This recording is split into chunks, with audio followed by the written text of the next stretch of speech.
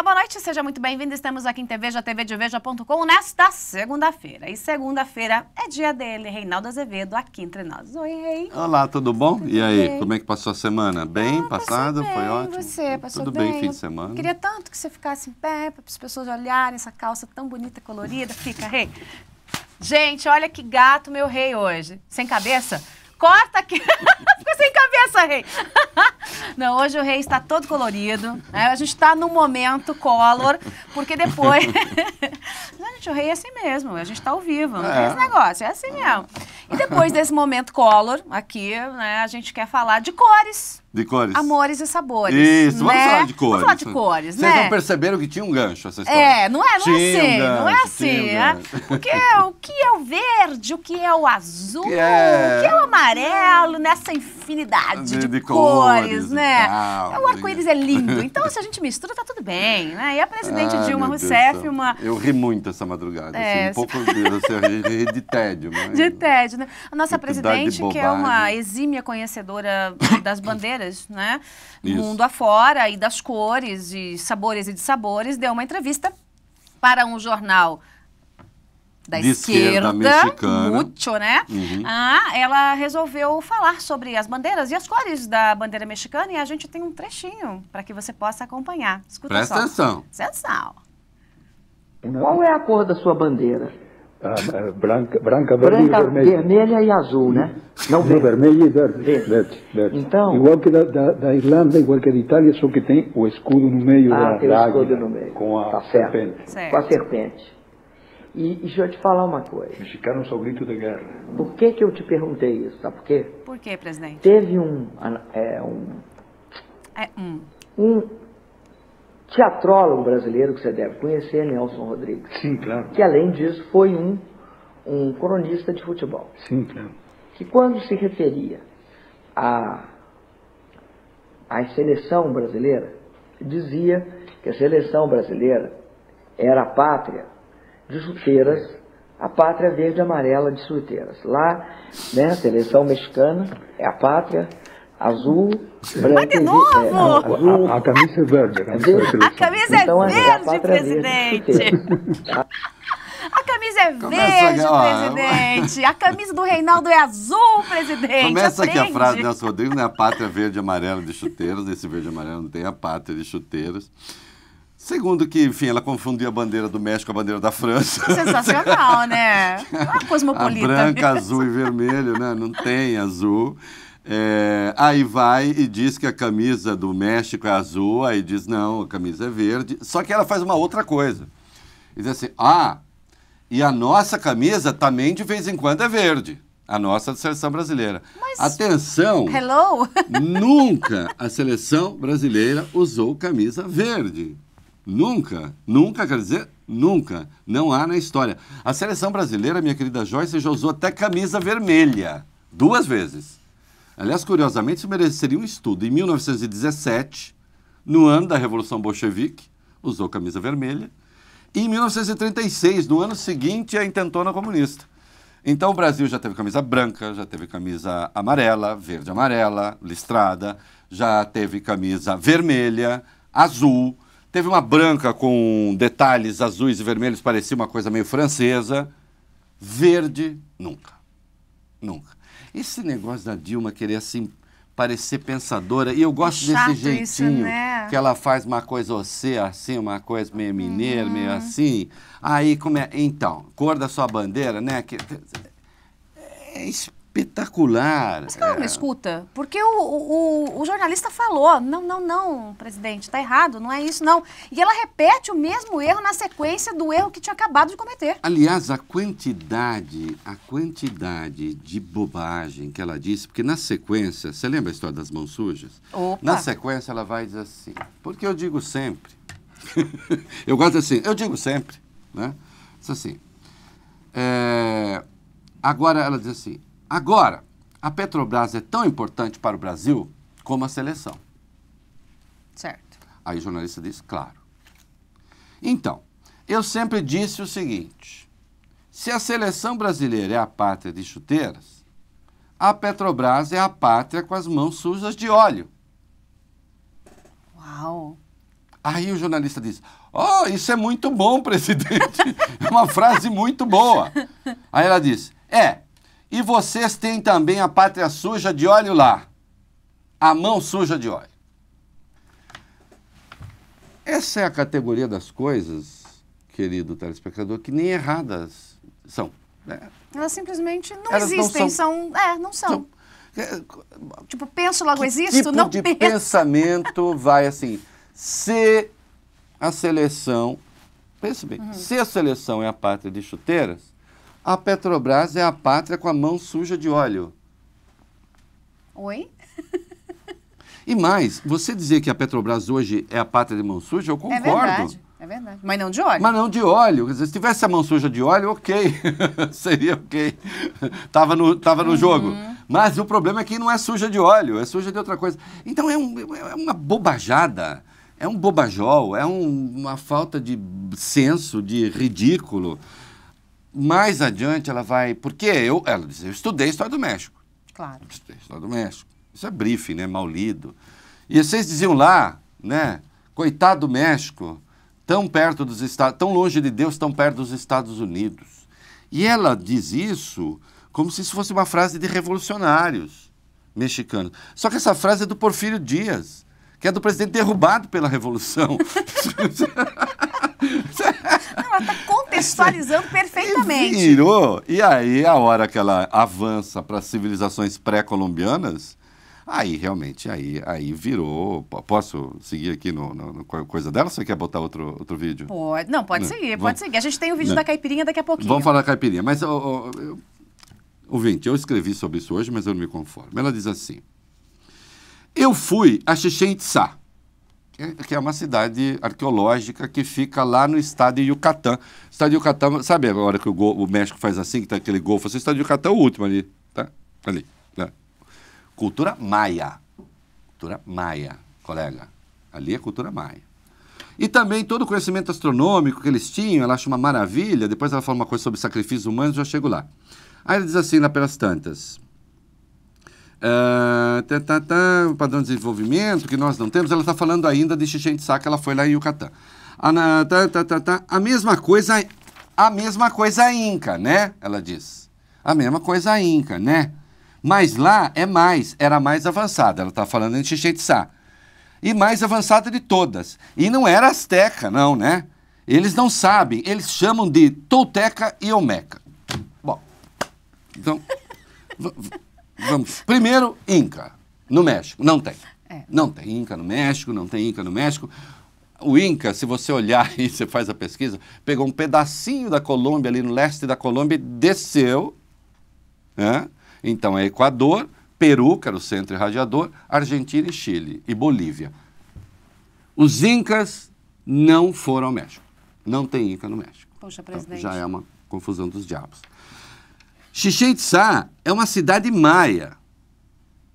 Os astecas dominaram o centro do México, não Yucatán. Os olmecas, que pegaram uma parte ali perto de um rio no México, atenção, de uma civilização 1.500 anos antes de Cristo. Ela foi extinta 400 anos antes de Cristo. Ou seja, ela errou o tempo e a geografia de uma vez. Quando os espanhóis chegaram aqui, já não tinha mais olmeca, fazia muito tempo os olmecas. Os espanhóis não têm nada a ver com os olmecas. 400 anos antes de Cristo, os olmecas, acabou. Babau. Os toltecas que acabam ali pelo século XII, sim, foram dominados depois por comunidades, por tribos que acabaram dando os astecas, né? Mas na região central do México, que não tem nada a ver com os maias lá de Chichén Itzá. Chichén Itzá é um negócio, é um delírio, é uma barafunda, é uma bagunça, uma suruba histórico-antropológica. O Darcy Ribeiro, tadinho de esquerda, né? Antropólogo, que escreveu um livro chamado Processo Civilizatório, ele deve estar se revirando no túmulo, né? Mas Com quem certeza. é essa senhora? Não que ele também não falasse algumas porcarias de vez em quando, mas em outras áreas. Nessa área, olha, é incompreensível tudo, nada ali faz sentido. Mas tem uma parte interessante sobre os sacrifícios humanos, Isso, né? e aí ela então... acha assim que a gente... Como a gente é preconceituoso com essa coisa de sacrifício, gente. Aí ela Credo. diz assim, quer ver? Abra sua mente. Exaltando o Chichen Itzá e o conhecimento astronômico, a precisão do conhecimento. Para você ter aquela precisão, diz ela, tem de ter um certo domínio razoável da matemática para aquele tipo de precisão que eles tinham. E ela lamenta. E o que é destacado, de forma bastante simplória para nós, é destacado sacrifícios humanos. Bom a gramática português. vai assim mesmo. Numa visão, eu acho, preconceituosa contra aquela civilização. Claro, né? Muito bem. Devoremos-nos uns aos outros. Tá tudo certo.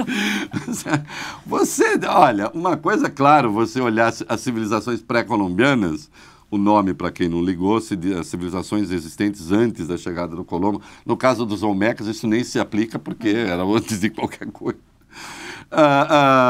Uma coisa é você olhar as civilizações pré-colombianas com os valores que você tem hoje, claro, ou qualquer outra civilização com seu valor. É claro que você precisa fazer a devida ponderação. Agora, sacrifício humano será ruim em qualquer tempo. Não faz parte dos procedimentos, né? Para ser legal com o colega. Isso é uma bobagem tão absolutamente gigantesca. Aí só destaca sacrifício. Primeiro, quem diz que é verdade que só se destaca em sacrifícios humanos? Você viu alguma vez alguém dizer assim, civilizações pré-colombianas eram horrorosas porque tinham sacrifícios humanos? Não, lamenta-se, se acha horrível que houvesse, e é horrível de qualquer modo, né? Agora, nunca ninguém se limitou a dizer isso, ao contrário. Há até uma superestimação, muitas vezes, dessas culturas anteriores à chegada do europeu. Né? Então... Agora, Reinaldo, o que me chama a atenção... está, é só falar delírio. por falar. O que me chama a atenção é que é a presidente brasileira, a presidente da República. Ela não está falando numa exclusiva num jornal aqui, ainda mais num jornal que fosse eventualmente independente. Ela está falando num jornal de esquerda no México. Pois bem. Agora, se você pegar toda a entrevista e decupar ela do começo ao fim, de cabo a rabo, como se diz no interior, e qualquer ser humano lê, assim, ipsis literis, tudo, vai parecer conversa de maluco. Sim. Coisa de doido. É sem pé nem cabeça. Não tem nexo. Não junta Lé com Cré, gente. A frase dela sobre impeachment não faz sentido. Você não sabe direito o que ela está querendo dizer. Agora, teoricamente, é a mulher mais importante do país. E assim, você imediatamente fez um texto e ponderou ali, mostrou o que estava mais chocante no Bobajol, mas a maioria da imprensa deixou a coisa passar como se fosse natural. Natural. Que não, isso? E aí deram destaque. Você sabe que eu só fui atrás do original da entrevista pelo seguinte.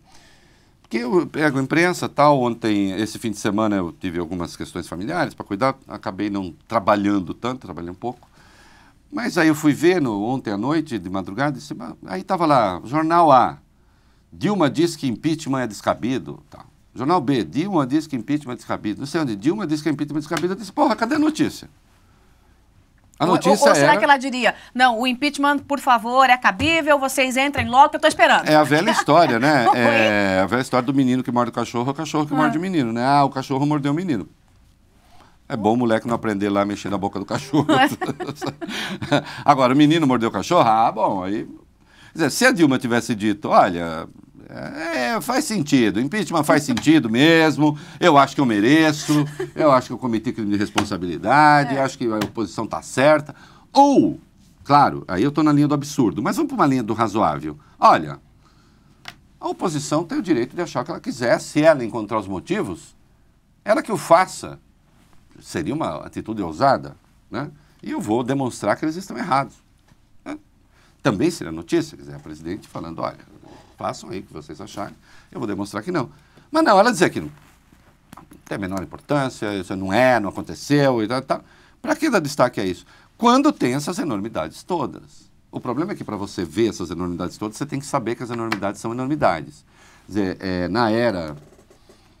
Não quero aqui dar uma de chato, mas vamos dar uma de chato. Na era do Google, que todo mundo sabe tudo, né? O Google não grita na sua tela, hoje alguém falou uma porcaria aqui. Ao ler, você tem que saber que é porcaria.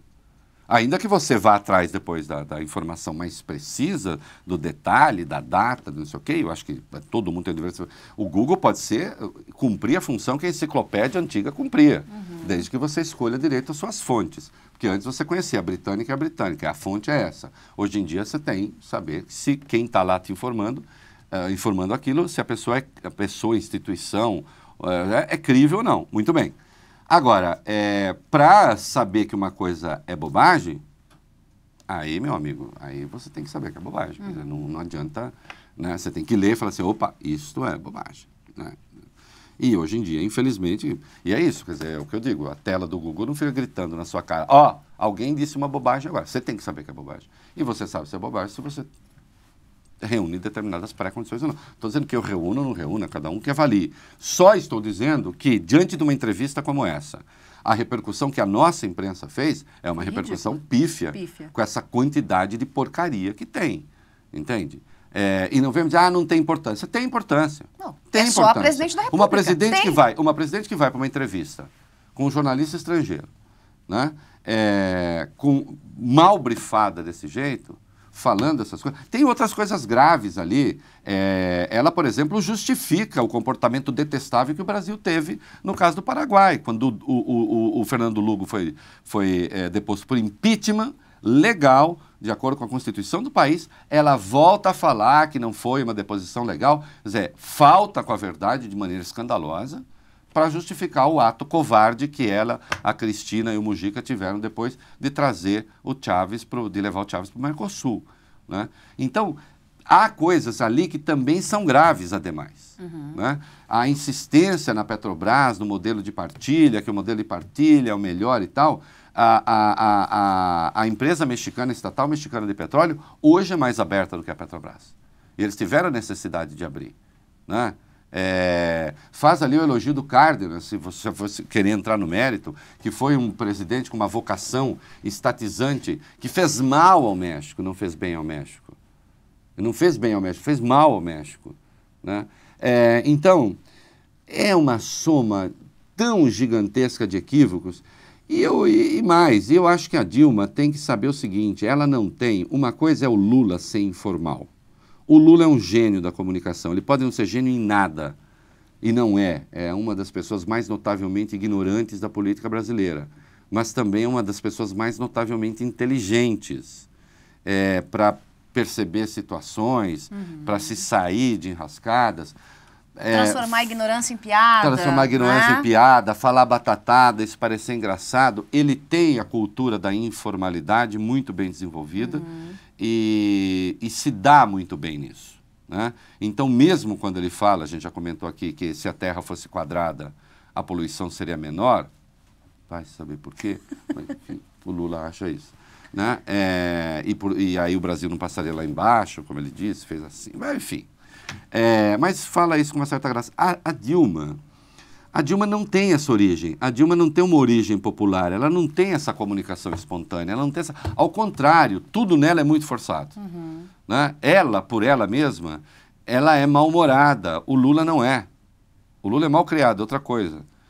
Com as pessoas, com os assessores, todo mundo já sabe disso.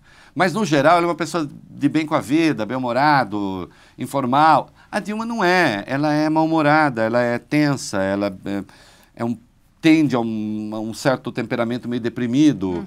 Então, ela não sabe fazer isso. Essa coisa aí que ela fica mesmo... Como é que é mesmo? Só bandeira, então. Só bandeira, você quer e tal.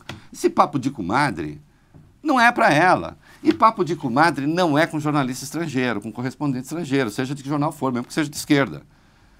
O presidente não é para se comportar como comadre, né? E presidente como compadre, né? Aliás, o Lula até tinha mais formalidade nesses momentos do que ela própria.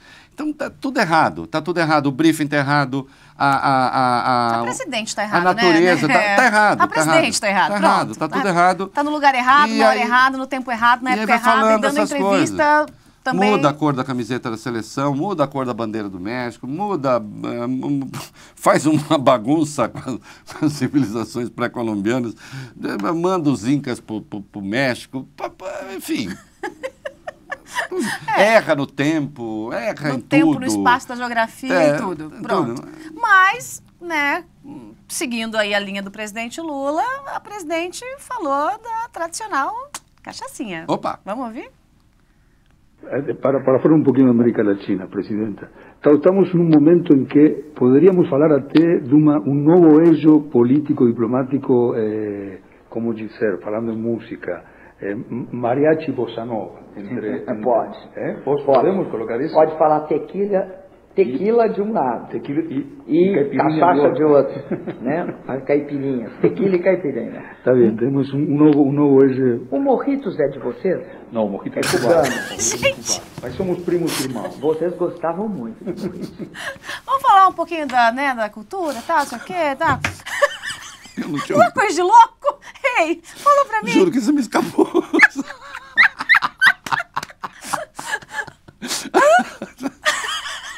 Eu não digo que se alguém ler vai parecer maluco, de hospício mesmo, camisa de força.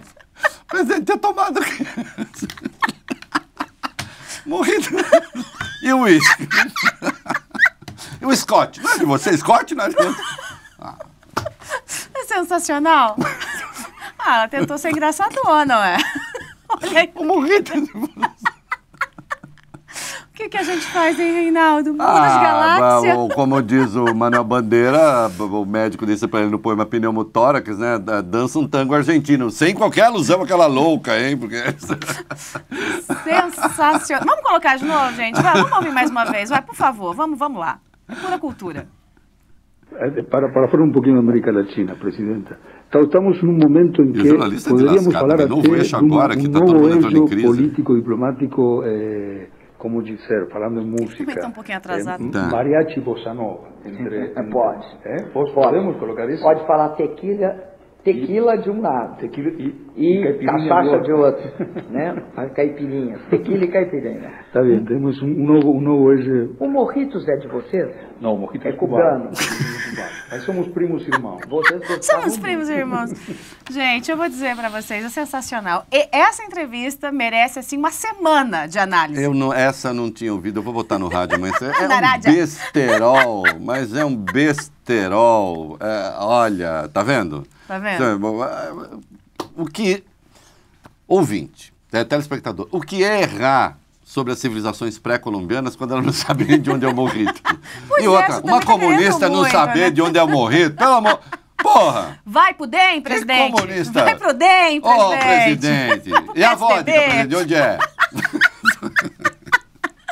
Ô, gente, nessa história, é uma maluquice. Nessa história aí, do que é notícia, é o menino mordeu o cachorro e não o cachorro Pô, mordeu o me deu menino. até calor essa história do morrito. Ficou, pelo né? amor de Deus. Traz o morrito. Traz e o uma morrito pra mim, caipirinha. produção.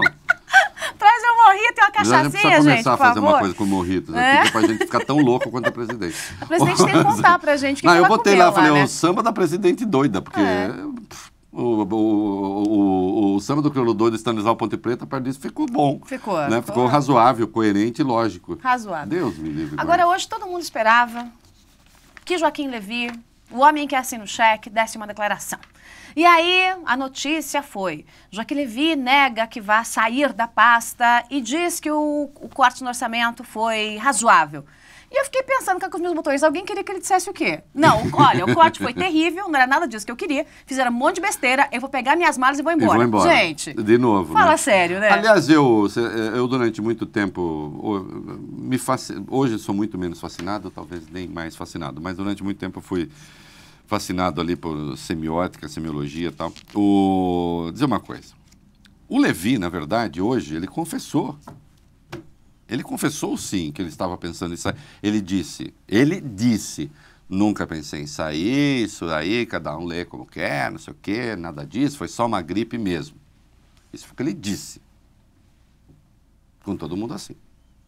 Aí ele disse, não, porque eu estava com uma gripe mesmo, fez... Uma tosse evidentemente falsa. Mas não é que foi uma tosse... Veja, não é que ele tentou fazer uma tosse verdadeira... não conseguiu e saiu falso. Visivelmente foi uma tosse falsa, fake. É uma tosse dizendo assim, ó... Tô assinando a mentirinha. Eu estou assinando que realmente eu não tinha nada. Quer dizer, não tinha nada, poderia ter uma gripe ali, mas não foi por causa da gripe que ele não foi. Ao fazer isso, ele deixa claro, sim, filho, cheguei perto disso. Isso foi lido, olha, para quem sabe ler sinais, não pensem que o Levi depende desse emprego.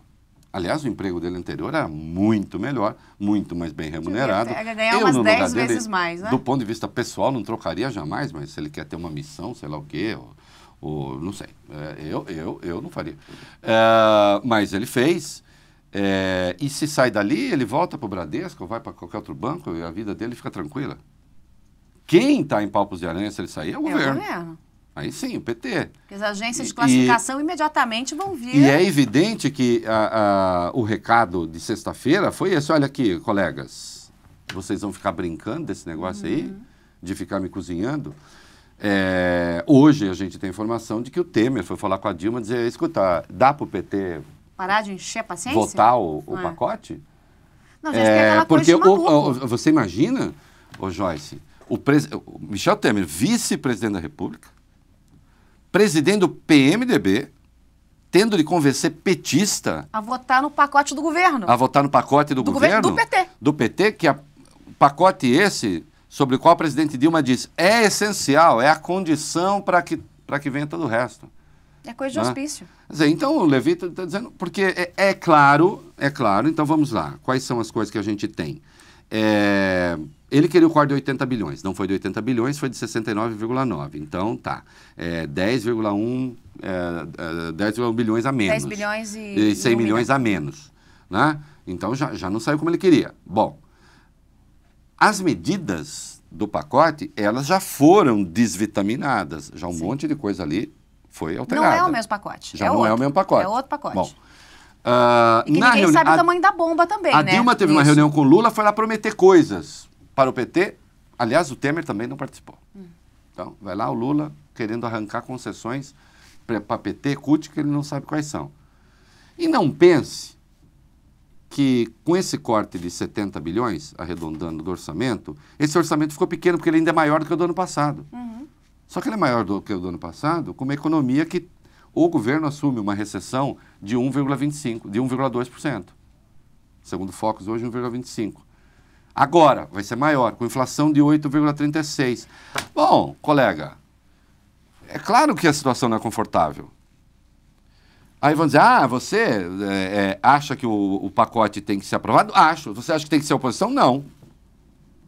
Tem gente que não entende isso, eu lamento que não entenda. Eu estou defendendo a autonomia do domínio da política. Eu não acho que aprovar o pacote seja função do PMDB, do PSDB. Do PSDB. É de quem pariu o Matheus, do PSDB, do DEM, do PPS. Não. Essa gente tem que fazer o que estava destinado a fazer. Cobrar do governo. Agora, quem é dono do pacote, que faça o pacote. Que aprove o pacote. Eles têm maioria para isso. Então aprova. É que é uma belezinha, né, gente? É como eu disse hoje um pouco mais cedo. Se você cobrir, vira circo. Isso. E se você cercar, vira hospício. Porque assim, não tem como você imaginar. Já imaginou lá tá seu Michel Temer e seu Joaquim Levy, os dois negociando com o Congresso. Isso. Aí chegam lá e falam assim, companheiro, você pode, por favor, aprovar aí o pacote? Porque é o seguinte, eu preciso passar esse pacote aqui que é do PT, mas o pessoal do PT tá fazendo motim contra, apoiado pelo Lula, eles não vão votar a favor, então eu preciso que a base aliada vote a favor, mas o PT, que é o maior partido da base, não vai votar a favor. Oi? Que foi o que o Temer falou, como é que eu chego para a base e digo, olha... Com que moral, né? Nós precisamos votar esse pacote. Não, mas o PT vai votar contra. Tem petista, vai votar contra. E o PT diz que já não vai fechar a questão. Portanto, eles podem votar contra. Não é só votar contra, é assinar manifesto. O Paulo Paim e o Lindenberg Faria assinaram o manifesto. É motim contra. Mesmo. Não é contra o pacote, é contra a política econômica. Teve fora Levi no final de semana? Teve fora Levi. Teve fora Na Levi. entrevista que ele deu ao Heraldo Pereira, o Lindenberg, ele falou fora Levi, sem Levi. Sem Levi. Então aí fica difícil. Aí fica difícil. Aí vai pedir o quê? Para o PSDB apoiar? Aí não sei se o DEM está disposto de novo, né? Fala assim, não, em nome do Brasil e tal. Bom, em nome do Brasil, quem tem que apoiar são eles. Não é? Mas o Mercadante podia resolver, né? O gênio da comunicação e da articulação política podia integrar esse time formado por Joaquim Levy e Michel Temer. Afinal de contas, quem são os vagabundos mesmo? O Michel, foi ótima essa dele hoje, né? Eu não sei se vocês ouviram, procurem depois, se vocês acham a frase. Botei lá no meu blog, na íntegra também, deve estar na Veja, não sei. O Mercadante estava junto com o Levy na entrevista. Né? Aí, num dado momento, a fala final do Mercadante foi magnífica, porque ele disse, olha, nós temos de pensar num país em que as pessoas ganhem e pensem em crescer na vida pelo seu trabalho.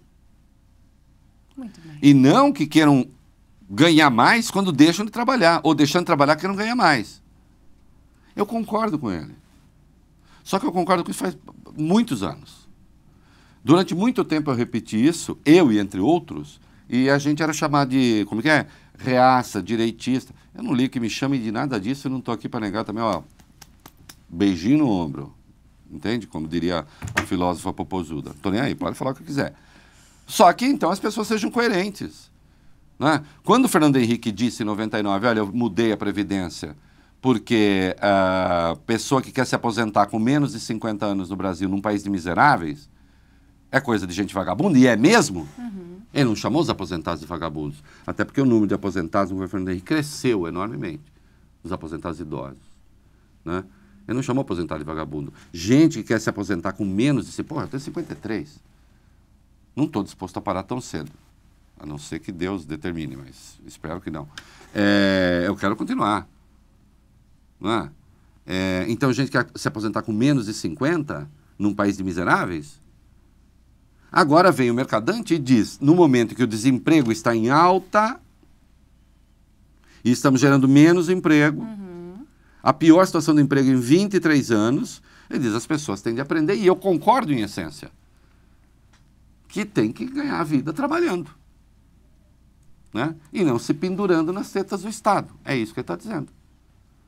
Aí eu pergunto, podemos então dizer que o mercadante chamou todos aqueles que recebem o salário, o seguro-desemprego de vagabundos, ou aqueles que reivindicam o seguro-desemprego de vagabundos? É claro que era um absurdo o sistema que você tinha anteriormente. O cara trabalhava o mês e depois recebia o abono. Não faz o menor sentido. É evidente que não faz sentido. Né? Só que quem garantia essas benesses? E quem dizia que isso era intocável? E quem na campanha eleitoral falou que era o outro que estava tentando mudar isso? Talvez até tentasse mesmo, porque era preciso mudar. É um escândalo que seja assim. É um absurdo que o seguro-desemprego tenha explodido no Brasil no mesmo momento que o desemprego estava caindo. Estava tudo errado. As curvas não faziam sentido. Agora, não era esse o arcabouço deles? Então, aí eles têm que responder por aquilo. Não é o PSDB que vai ter que votar no pacote. Outro dia eu li um texto do meu parceiro de colunismo na Folha, o Hélio Schwartzman, dizendo, o PSDB está sendo incoerente. Está sendo incoerente não, Hélio. Não cabe ao PSDB apoiar o pacote. Não cabe. Aliás, o PT não apoiou pacote nenhum do Fernando Henrique. O Fernando Henrique tem que fazer as maiorias para fazer as reformas que tinha que fazer. Não é? Agora, então, o PSDB vai ser coerente quando era governo, quando é oposição. E o PT, então, ele pode ter sempre a mesma posição, esteja no governo ou fora dele? Ora, tenha santa paciência, né? Aí fica difícil. Meu querido rei, nosso tempo já está acabando, mas não temos como ir embora sem antes dar uma passadinha. E a voz do telespectador? Tá tudo aqui, tudo aqui. Na Câmara dos Deputados, Eduardo Cunha, hoje disse o seguinte, sou eu que mando, acabou, eu vou fazer uma reunião aqui com os líderes e vocês venham comigo. E aí babau a discussão da reforma política por 3 meses. Na comissão. A comissão tinha uma comissão especial que estava cuidando do texto, ele se desentendeu com o relator, e agora vai direto para o plenário. O relator vai ser o Rodrigo Maia, que era o presidente da comissão anterior. Vai dar muita discussão, porque a questão... Algumas questões ali, por exemplo, sistema eleitoral. Vai ser o sistema proporcional, como é hoje? Vai ser o sistema distrital misto? Vai ser o distritão, como que é o PMDB, que é o pior modelo? O distritão do PMDB é o seguinte, pega os mais votados, por exemplo, São Paulo, elege 70 deputados, 70 mais votados são eleitos e acabou. E você não considera o peso dos partidos. Eu acho isso um horror. Acho péssimo esse modelo. Né? Quantos xiriricas virão, hein? Veio um monte, porque aí sim você Mulheres, vai atrás... frutas e afins. Claro, você vai atrás de celebridades. Você vai atrás de celebridades. Há celebridades aí que não se elegem porque entra em partido pequeno e o partido não consegue o quociente eleitoral. Mas voto bastante a pessoa tem. Né? E aí quanto mais celebridade, mais voto aquela pessoa puxa, você elege os da ponta com menos votos. Entenderam a lógica? É óbvio, é matemática. Então, é muito perigoso, é ruim isso, é um sistema péssimo esse do distritão. Né? Eu sou pelo distrital puro, dividem seus estados em distritos, os partidos apresentam seus candidatos, cada distrito elege o deputado dali. É assim que eu quero. E existe o distrital misto, para quem quer uma rápida coisa. Parte dos deputados seria assim, então você elege, cada distrito elege um deputado, e parte dos deputados. Ou se tem uma lista e os partidos mais votados, né? Vão ter, então, você faz a distribuição segundo os partidos mais votados e vê quantas cadeiras cabe a cada partido e cada partido apresenta a sua lista, ou o Ives Gandra está falando da possibilidade de se fazer um mix de Mantém proporcional. metade comutado, proporcional, Isso, e metade isso. faz o distrital, né? Seria um outro tipo de misto. O inconveniente que eu vejo aí é que você continua a necessidade de candidatos fazerem campanha no estado inteiro, que eu acho que é a parte ruim do voto proporcional. Quer dizer, o cara tem que fazer campanha no estado inteiro, encarece a campanha barbaramente e você continua com a distorção teririca. Aí sim, porque um puxador de votos vai levar outros com ele e eu acho que isso tinha que acabar. Por isso que o distrital, puro e simples, acaba com isso. O cara vai ser eleito aquele que tiver mais voto e fim de conversa. Acabou. Não É uma tem, belezinha, é o projeto do Serra. Claro. Uma Para belezinha. cidades, né, no caso com mais de 200 mil eleitores. Que é um bom começo. Começa, deu que é certo, um bom estica começo tudo, pronto. e que pode ser aprovado já para 2016. E aí lá adiante pensar isso para o país, que eu acho que é a melhor saída. Aí muitos críticos falam, mas acontece o seguinte, o cara vai acabar sendo eleito por uma minoria, a maioria será contra ele. Bom, se for assim, a gente vai dizer que a presidente Dilma é ilegítima, né? Porque a maioria não votou nela. Não. Somando a S mais aqueles que gazearam a eleição, a grande maioria não votou na Dilma. Não votou na Dilma. Acabou. Então, assim, a democracia tem uma hora que essa representação perfeita é só cada cidadão indo lá falar por si mesmo. Como isso é impossível, então você tem que escolher modelos. Eu escolho um modelo que aumenta o controle da população sobre o deputado. Eu quero que o Distrito X saiba, o meu deputado é aquele. Eu vou lá cobrar do cara. Se ele for ruim, ele nunca mais. Ou o partido dele nesta área nunca mais. Vamos aos nossos internautas e telespectadores. O Anderson Guga diz: tanta gente no Brasil com inteligência colocaram... Será que eu falo isso? Ele que escreveu, não fui eu. Colocaram uma burra que só traz vergonha pro nosso povo. Não fui eu que falei. Não fui eu que falei. Quem falou foi o Anderson. Anderson, deixa eu dizer uma coisa. Se me pedirem para fazer uma palestra sobre física quântica, eu vou falar um monte de porcaria. E por isso eu não vou dar palestra sobre física quântica. Pode pedir, não vou. Eu me dispenso. Pode pagar bem, não vou. O problema aí é que ela não tinha necessidade nenhuma. Talvez ela haja coisas sobre as quais ela possa falar. Ela não tem necessidade nenhuma de ficar entrando, fazer digressões sobre civilizações pré-colombianas, cor da camiseta da seleção, morrita de cor de onde é. Não precisa, fica no arroz com feijão, faz o tati-bitati e tá bem. Né? O problema é querer parecer... Meu querido, meu querido. O problema é querer parecer uma pensadora. Aí fica ruim, né? O Bel Marques, que sempre nos acompanha, ele diz: a tosse de Levi foi visivelmente falsa, assim como o governo para o qual ele trabalha. Você tem razão. O João Vitor diz: olha, acho que a Dilma tomou umas, o Joaquim está mentindo, agora só falta o Lula dizer que a corrupção é uma mentira. Não falta não, ele vive falando por aí. Claro que não assim, né? Olho no olho. O Mensalão já disse que não existiu. Vai chegar a hora que ele vai falar que o Petrolão também não existiu. O bicho acaba escapando, né? O Sérgio, vergonha alheia ouvir a presidenta falando. Mais respeito com a presidenta. Que é isso, Sérgio César? O João Pereira. Joyce, o problema não é esse monte de bobagem que a Dilma fala. O problema é o desgoverno do PT. Né? É verdade. Se fosse só bobagem e o governo estivesse bem. O Ricardo. Lula que bebe e a Dilma que fica bêbada. Mas você sabe, é isso. Mas agora você sabe que esse negócio, é claro que o problema do desgoverno não é a bobagem, mas a bobagem ela é muito sintomática dessas coisas. Presidentes da República têm que ser mais contidos e mais prudentes. Se forem mais contidos e mais prudentes na expressão pública do seu pensamento, inclusive, é sinal de que talvez governem com um pouquinho mais de cuidado também. E parem de ficar fazendo... que a Dilma andou governando sem cuidado, andou, né? Basta ver que agora ela está tendo de desfazer coisas que ela fez há menos de um ano. Não custa lembrar que a dívida dos estados ela sancionou em novembro. E agora ela precisa evitar a aprovação a todo custo do novo índice. Então não foi a desoneração da folha tem um ano. E agora tem que voltar, tem que reonerar. Isto é governar sem cuidado. Né? Governar sem cuidado, sem noção de prioridade e sem saber para onde vai. Né? Porque, enfim, a realidade surpreendeu a todos. Né? Bom, muita gente mandando beijos aqui para você, Rei, pedindo para você falar das diferenças sobre o distrital e o distritão. A gente já falou um pouquinho, mas isso merece um programa especial. Vamos marcar para conversar sobre isso, porque tem a ver com você de todo canto deste Brasil. Vamos ficando por aqui? Por aqui só, já, tá vendo? Eu tô chato hoje. Não, 45 minutinhos a gente fala, hein, Rei? Eu fico aqui ouvindo você. Cadê aqui? Deve-se acabar com o senador sem voto, deputado com 5 mil votos. Aliás, ó, isso, deixa eu dizer o Bira, rapidamente. aqui de São Paulo. Eu sou contra suplente de senador, acho um escarcel. Não vai cair essa porcaria, é um absurdo o biônico, isso. Né? O negócio é o seguinte, o suplente de senador tem que parar. Se o senador resolver exercer um cargo, outro, que entre o segundo mais votado, não o suplente. Ah, mas aí vai ser da oposição, de outro partido. E daí? Quem mandou o senador não cumprir o mandato dele. Entendeu? Então é assim, que as pessoas saibam, olha aqui, se o senhor sair, vai ser o seu adversário. Aliás, é um bom estímulo para o senador ficar lá. Né? Então, sou contra suplente de senador, acho que tem que parar com isso. E mais, e para encerrar, presidente, eu sou favorável a um mandato de 5 anos, sem reeleição, nem depois. É um mandato e acabou. Sabe por quê?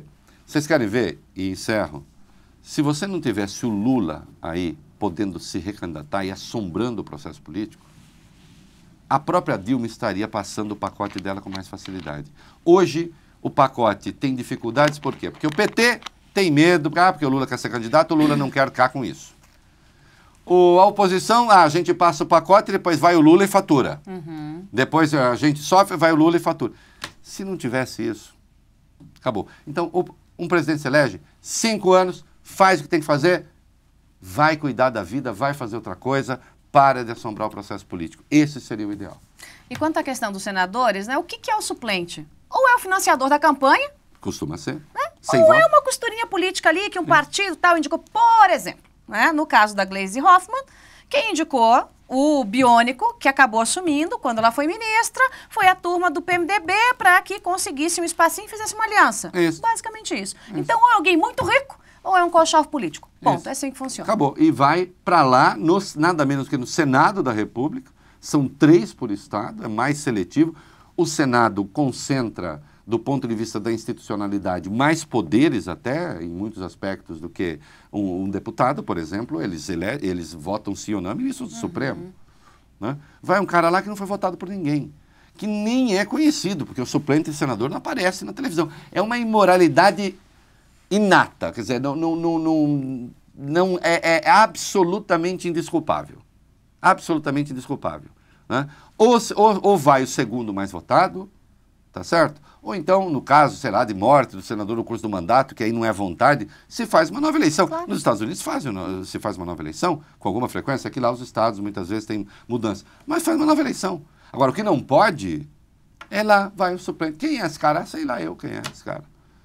Eu prometi na semana passada, quando eu conversava aqui com o Reinaldo Azevedo, que traria para você, nesta segunda, a entrevista com Paulo Maluf. Ele que é o pai do malufismo, pois a entrevista está completa na íntegra para você, aqui em tvejatvedeveja.com, em 2 partes. Em uma, ele dizendo, inclusive, sobre o Petrolão, que os corruptos vão para a cadeia. E no segundo trecho da entrevista, uma palavrinha, Paulo Maluf. Venha, cara, Joyce, você viu que nessa eu não estou. Em matéria de administração do dinheiro público, não houve erro. Então o ditado tinha que ser não rouba, mas faz, isso? Eu faço, não roubo. Primeiro porque não preciso. Eu não preciso. Eu faço, não roubo. Disse Paulo Maluf. Então tá, doutor Paulo. Qual que é do papagaio mesmo agora? A gente vai ficando por aqui. Muito obrigada pela companhia de todos aqui em tvjatvedeveja.com. Fala. Você faz o encerramento de novo. Eu fiz uma vez uma entrevista no Roda Viva com ele. Eu era um dos entrevistadores e eu disse assim, doutor Paulo, porque apareceram lá os promotores da Suíça dizendo, tem dinheiro aqui, é do Paulo Maluf e tal. Doutor Paulo, olha lá deu uma de Clodovil, eu falei, olha para a câmera lá e diz assim, olha para a câmera e diga, os promotores suíços estão mentindo, doutor Paulo, diga isso. Sabe o que ele respondeu? Isso está lá nos arquivos do Roda Viva. Ele respondeu o seguinte: isso quem está chamando promotor sujo de mentiroso é você, não sou eu. Não, eu perguntei pra ele o seguinte: o senhor tá com saudade de viajar, doutor Paulo? Aí ele, por quê? Porque eu falei, o senhor tá na lista da Interpol? Por que que eu estou, Joyce? Por que que eu estou na lista? Eu falei, ó, doutor Paulo, eu pergunto e o senhor responde. É assim que funciona uma entrevista. Aí ele falou assim, não, sinto falta. Eu vou para Bento Gonçalves, eu vou para a Bahia, eu adoro o Brasil. Pois bem, agora sim, a gente vai ficando por aqui. E como o Reinaldo ficou sem cabeça, agora vamos ficar em pezinho, Reinaldo? Ó, ficar em pezinho, ó, assim, ó. Então, tchau pra você. Tchau. Boa noite pra você e até amanhã. A gente se vê. Olha aí, tchau, vamos ser candidato a modelo? Vamos, nós dois.